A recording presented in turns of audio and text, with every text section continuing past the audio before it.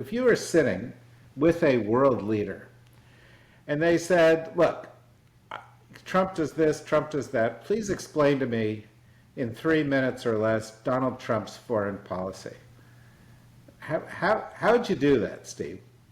Uh, I think the adjective I'd want to use is predatory. Right, that in a sense he sees the world in completely zero-sum terms, and he wants to use the leverage that the United States has in a variety of places, to its large economy, its military power, its commitments around the world, to extract as many concessions as possible from other countries, whether it's on trade, whether it's on other issues, whether it's occasionally even on peace negotiations. But the whole purpose here is to make sure that the United States gets more out of each of these arrangements than anybody else does. And the real question is, how long can you get away with that? How long can you do that and have other states continue to make concessions, to kowtow, to come to the White House and prostrate themselves in front of Trump without eventually starting to either hedge, make other arrangements, or actively push back? But I think that's how I'd summarize his approach overall to foreign policy. Huh. Okay, well, that was very restrained. We're also joined by our friend Kori Schake of AEI. How are you doing, Kori? I'm exceedingly well, thank you, David. I'm Well, sorry to you know, bounce in late. no, it's quite all right. Typically I will give the last question in a cycle to Rosa because she pays me to do that. But I'm going to go to Rosa so that you can hear the question, Corey, and think about it. Rosa, Yeah, if you so were sitting with a world leader, how would you describe Donald Trump's foreign policy to that world leader? I actually think Steve was being slightly too generous. Steve described it as predatory. And I think that's right, but incomplete. It's predatory alternating with simply incoherent, and kind of half-assed and a little bit susceptible to occasional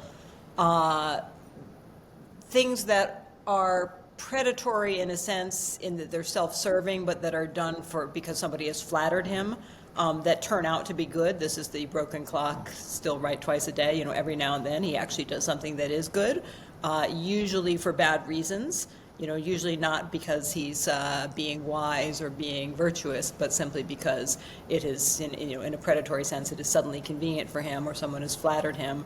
But I think all of this is either tempered or distempered, perhaps by total incoherence and short attention span, and add a dose of venality and corruption to it, which is not inconsistent with anything Steve said. I think it's just that if it were simply predatory in a really consistent way, we would be seeing a slightly different foreign policy from Donald Trump. We wouldn't be seeing the kind of short attention span. I want Greenland. No, I don't. I'm going to annex Canada. No, I won't. I'm going to go get Putin because he's making me mad. No, I won't. I'm going to arm Ukraine. No, I won't. And I'm going to, I think you have to add in that little extra dollop on top of predatoriness of inattention and incoherence. So predatory with a scoop of incoherence and a scoop of venality. What do you want to add to the Sunday here, Corey? So as usual, Rosa is exactly right. So I would add, David, I know you would be disappointed if I didn't dredge up a 19th century Indian Wars example to underscore how right Rosa is. So I will say that when Theodore Roosevelt was asked what he thought of the massacre of Custer's army at Little Bighorn, his reaction was that the human heart has strange and unfathomable depths, and the human mind strange shallows. And I think about that as the application of what Rosa's saying, because Steve's certainly right that there is a predatoriness to Trump policy, a desire to wring every last ounce of leverage out of any potential interaction. But Rosa's right that Stephen gives the Trump team too much credit for strategic direction, and ability to carry out a policy effectively.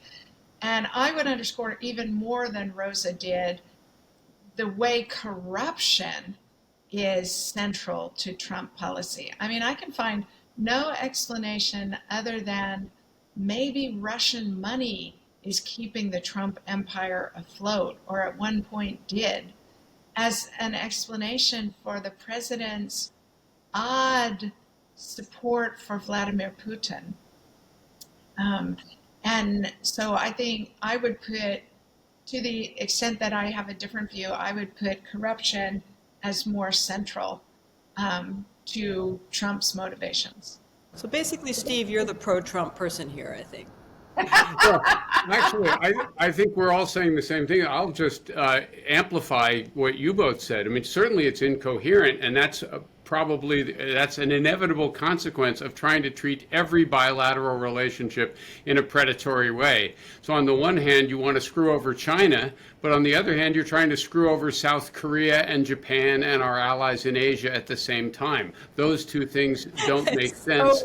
It's so hard. They're incoherent. That's exactly right. But not Argentina. Go on.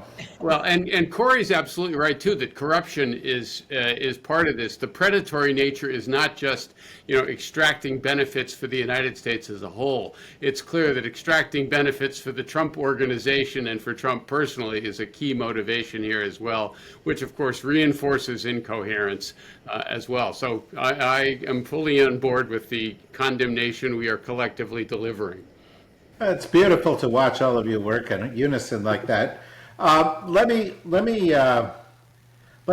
pose another question, and I'll just throw it to you in the order we're here. Steve just said something, so I'll go to Kori, then Rosa, and then Steve. But say you're sitting with this political leader of another nation, and they said, "Okay, well, thank you.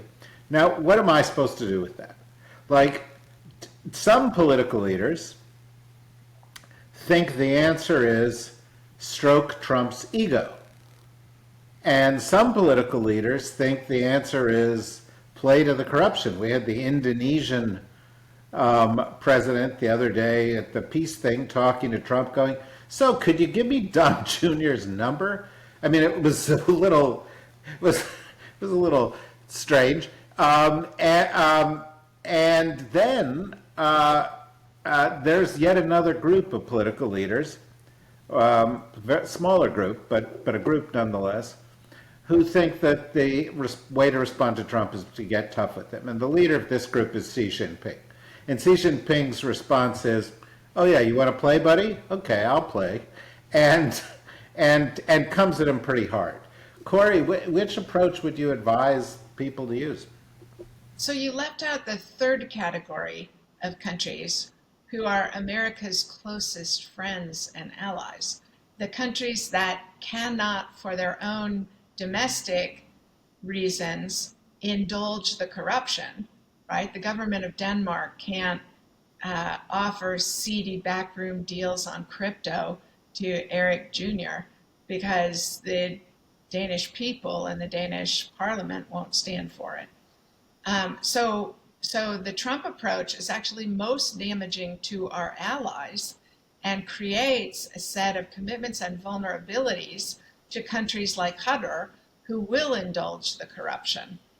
I think it's, so what I have advised friends of our country is that kissing up to President Trump won't guarantee that you don't end up in the rifle crosshairs of his aggravation, but denouncing Trump will ensure that you do. And so, I don't think Mexico, France, Germany really have the luxury, because they are dependent either economically or for security needs on the United States. They don't have the option of a Xi Jinping, "Well, I'll burn your house down if you're going to try and light a fire in my yard," option.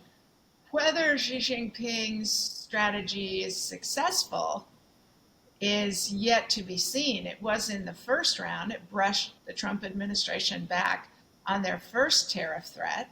The Chinese are also holding some pretty good cards that others aren't holding. because of the degree of economic interdependence and our reliance on things like rare earths, on Chinese mining and processing. So the Chinese could win this round. I wouldn't recommend any government that doesn't hold China's cards from trying it, though. So, Rosa, same question. Some of our allies, though, go a little far on this. I mean, I've seen, some of the moments when, like, for instance, NATO Secretary General Mark Rutte is with Trump, and it's like, oh my God, do you have an 8-pack? It looks like you actually have an 8-pack. It's not just a 6-pack. You are the most handsome man I have ever seen. I mean, there are people who go a little bit overboard on this, and I find it, I end up revisiting my lunch in those occasions. What's your advice there, Rosa? I think Kori's right. I both think, I think flattery is revolting and will buy no one anything for more than about 5 minutes, although it will buy them 5 minutes from here and there, and every now and then they'll luck out and it will be 5 minutes in which sort of by accident he makes some policy decision. But certainly, as we know, Trump is not somebody who says, well, you've helped me out on these 5 occasions and so I owe you one.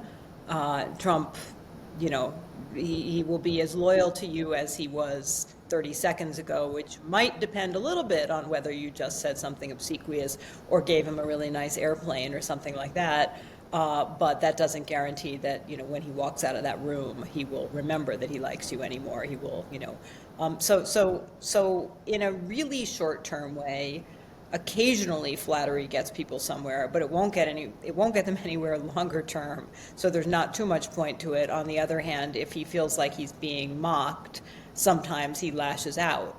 So I feel for all of our allies who are struggling to thread that needle, because the U.S., like all dying predators, is dangerous.